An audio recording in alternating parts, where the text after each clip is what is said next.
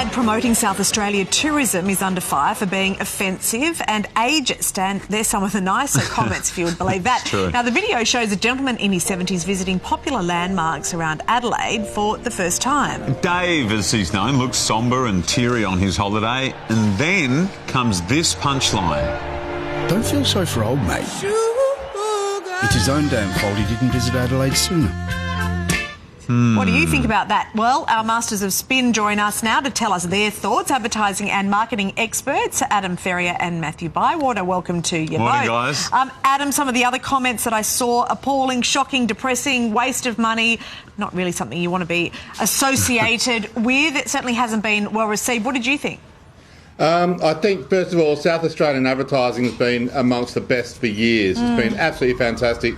This has obviously missed the mark, and what's really damaging about it is it creates a paired association between being old and lonely with the state, and that kind of almost plays into how people view the state at its weak way anyway. So it's not great at all. I found it more offensive that they're actually saying, I mean, he's a guy in his 70s, he looks like he's in really good health. Like, he's not old. Yeah, well, it kind of feels stereotypical in terms of kind of taking an image of an old, sad, lonely man and then using that to represent the state. It just doesn't feel... I know there's a joke at the end, but it doesn't work. It doesn't work. No, Matthew, they could have used a line like, I don't know, so beautiful it makes you cry or something like that. Do you agree they've missed the mark? Yeah, the ad definitely makes you cry itself. And Adam's right about South Australia having some great creative, but it is interesting, this year is actually done out of Victorian agency, so maybe there's something in that. So sabotaging deliberately, do you think? It's the Victorians' fault then. So there may be something in there, and I don't get the ad. I mean, they're trying to go after the millennial market, I assume, but that doesn't hit the millennial market either. And they've got this blog set up, and you look at it and think, well, hold on, this looks more like a glossy advertorial, and it doesn't really hit the mark. Well, someone's making Sydney a bit shaky behind you as well. Shaky. As well, Matt. Yes, it's the wind. It's the wind. That's the actual camera moving, a live shot. It is very windy in Sydney at the moment. OK, moving on. And the NRMA is known for putting safety first, of course, but the organisation had self-centred this ad after a flood of complaints. Now, the original version showed a boy putting a ladder against a power pole to rescue a koala. The scene was removed after heaps of complaints that it was dangerous. Adam, it seems that some people have taken the ads very seriously.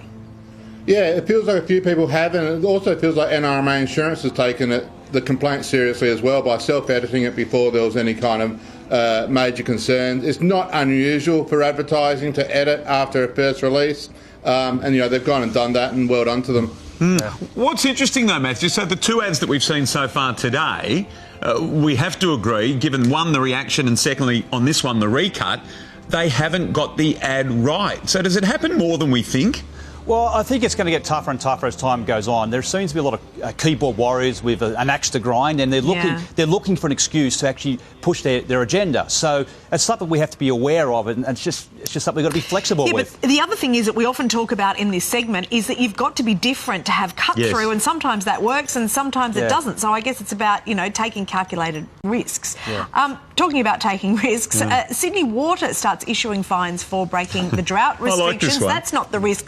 This is the ad. They've released a couple of curious commercials. One has parents giving their daughter a camel for her birthday, calling it a water-efficient puppy. I'm sure that washed. While another has a water-saving nude guy in a gym who proudly boasts that he works out naked to save water on washing clothes. Now, Matthew, apparently these are the consequences of not saving water. Well, they're creative, aren't they? Yeah, certainly very creative. And I like them. We could go back, say, 10 years ago in Sydney when we last had this drought. We had the water police, we had that heavy-handed sort of big stick approach. This is a much better approach. Bring people along for the journey, a little bit of humour, and there's lots of tips on the website. There's a lot of follow-through on this as well.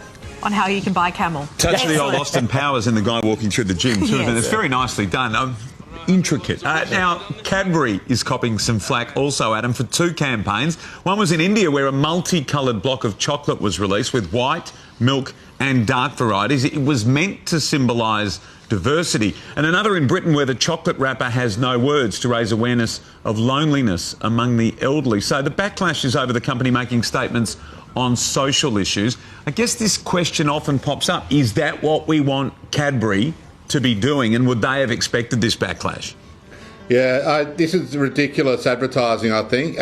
On the chocolate ones, you can see the different coloured chocolates are all segregated, which I think some kind of clever person pointed out, which is a little unfortunate. And what's Cadbury doing playing this space? You know, chocolate's all about joy and fun and being, you know, kind of just nice, simple moments. And it feels like everybody's feeling really obligated to have a higher order purpose these days. And maybe they should just be selling chocolate and know their place. Jeez. You know how we, always tease Adam and Matt? Turns out they're actually really good at their jobs because there's so much intricacies that you have to be thinking about. Guys, we never tease you two. We think you're both amazing. Thank you. Well done. Thanks, Mon. Thank you. Oh, interesting. Still to come this morning, the brand new music video from Miley Cyrus. I know you've been waiting for this one.